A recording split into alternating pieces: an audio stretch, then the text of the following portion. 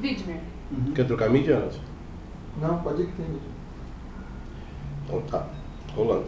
Ok, então a edição sonora com a doutora Simone Widmer. Tá os dois no 4, tá? Widmer é W-I-D-M-E-R. W-I-D-M-E-R. A doutora também é advogada do Roberto. E esse caso chamou a atenção de vocês por quê, doutora? Sim, porque é um caso muito polêmico. A priori nós fomos contratados para ir ter uma conversa com ele, para ver como que se chegou ao fato. Fomos, eu e a doutora Roberta, fomos até a cadeia local, onde ele estava preso temporariamente aqui em Rio Claro, e demoramos umas 2 horas para que ele nos contasse o fato. Que eu tive certeza que não era um latrocínio, e sim um homicídio, quando ele nos relatou que preferia ser julgado, que preferia ser condenado a 20 anos pelo latrocínio, que seja, a ser julgado pelos seus familiares. Né? Ele tinha bastante dificuldade de falar sobre isso. Não, ele é uma pessoa extremamente tímida, extremamente simples, humilde. É uma pessoa que vem de uma família de 9 irmãos, que veio de Minas Gerais, que veio lutar com a vida, trabalhar aqui, porque aqui nós temos um polo cerâmico muito grande, então as pessoas, elas vêm muito para Rio Claro para trabalhar na vizinha cidade de Santa Gertrudes.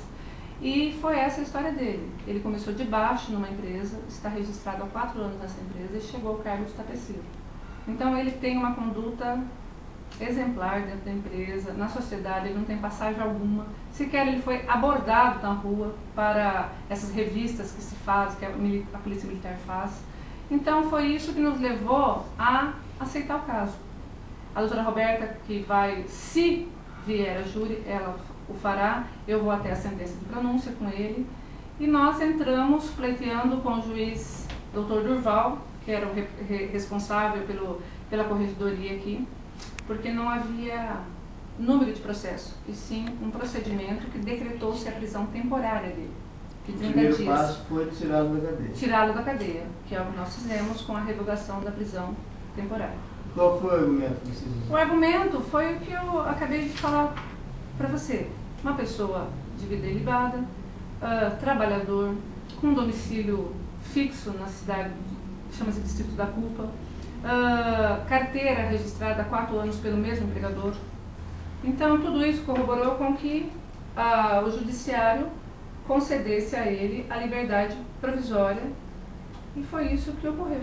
Porque não no processo, mas no procedimento era justamente isso, né? Ele foi preso Temporariamente. Temporariamente, Isso. depois disso seria preventivo, né? Ou revogava-se, pedia a revogação, como nós fizemos, ou senão o delegado, que é o Dr. Gabriel, pediria para prorrogar por mais 30 dias a prisão temporária, ou pediria a decretação da prisão preventiva. E quem decidiria? Passaria-se pelo crivo do promotor e o juiz decidiria.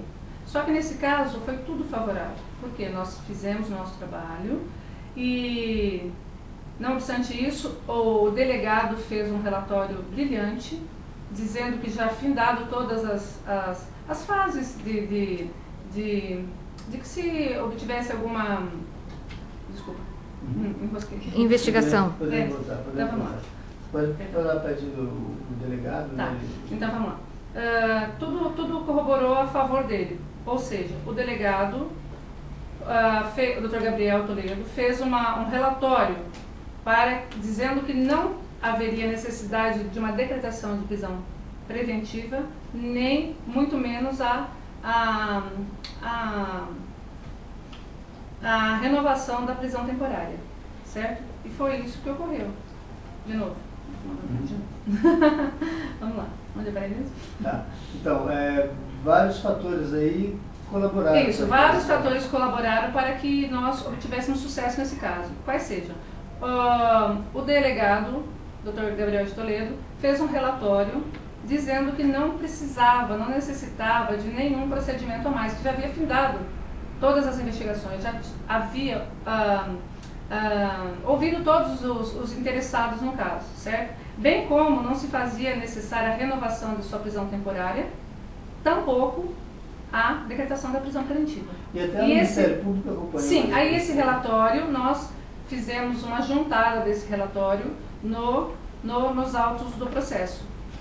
E o promotor foi a favor, dizendo também que se cessasse a custódia cautelar, porque já elucidado todos os fatores que estavam pendentes. E o do juiz, brilhantemente, Dr. Durval, deu uma cota dizendo que o soltasse, que cessando-se as razões, que também se cessasse a prisão. E esses pareceres, né, dessas autoridades, do delegado, do promotor e do juiz, deixam vocês mais otimistas em relação à continuidade desse processo? Sim, não obstante não ser o mesmo promotor que irá acompanhar o processo, nem tampouco o juiz. Por quê? Porque isso era um procedimento onde estava decretada uma prisão temporária. Agora foi distribuído na vara do júri da Comarca de Rio Claro, onde o juiz é o Dr. Walter Arietti, e esse juiz é que vai acompanhar o processo até o final.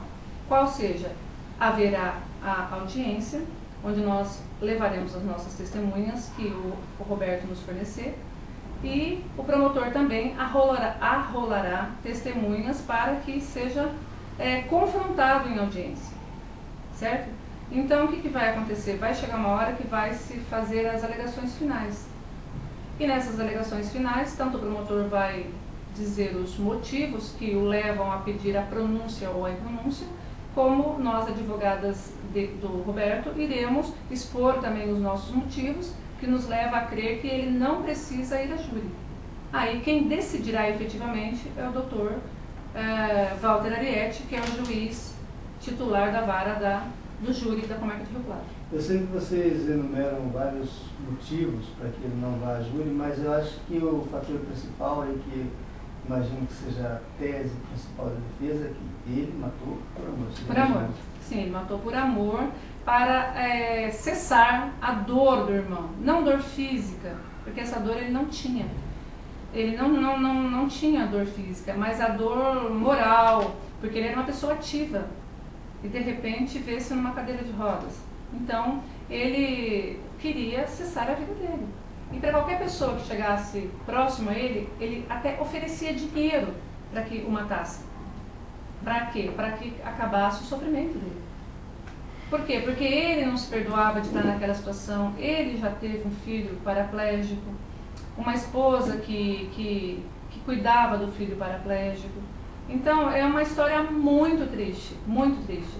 E ele, Geraldo, pediu com que essa esposa se afastasse para cuidar somente do filho. Foi aí que o Roberto veio auxiliá-lo, ajudá-lo. E ajudar quer dizer tudo, desde escovar o dente, desde dar um banho, trocar de roupa. É uma criança. E ele não se perdoava por estar naquelas condições, dando trabalho para os outros. Ele queria pôr fim à vida dele. Tanto que ele, como o Geraldo, como o Roberto disse, e os outros irmãos também, ele assistia muitos filmes que tratavam do assunto eutanásia. Como Mar Adentro, como Menina de Ouro, enfim. E esses filmes retratam o quê? Retratam a dor, o sofrimento dioturno que uma pessoa que hoje está aqui, como você está à minha presença, amanhã você está numa cadeira de roda. Então isso é uma coisa que ele queria por fim. Ele queria por fim. E qualquer familiar que se aproximasse dele, ou uma pessoa que tivesse mais intimidade com ele, ele oferecia dinheiro efetivamente para que cessasse, para que matasse ele. E nós, a defesa dele, não consideramos ele culpado pela morte. Sim, houve o crime, houve uma morte. Entretanto, ele fez por amor.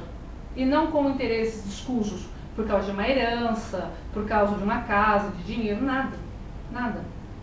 Entendeu? Então, foi o próprio Geraldo que ficava fomentando o Roberto. Vamos fazer assim, vamos dar veneno. Não. Vamos fazer assim, vamos um tiro. Não, vai descobrir. Vamos fazer...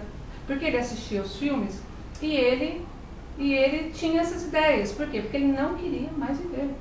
E o Roberto, diante da pressão psicológica, de ver o irmão naquela situação, a família toda sofrendo, resolveu dar um basta, foi aí que, inclusive, quem comprou o revólver foi o próprio Geraldo, com o dinheiro do Geraldo, comprou-se a arma, entendeu?